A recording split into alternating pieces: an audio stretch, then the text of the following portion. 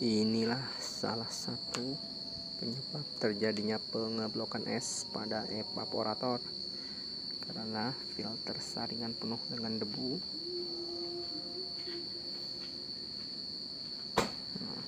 Filter saringan, tidak ada lagi celah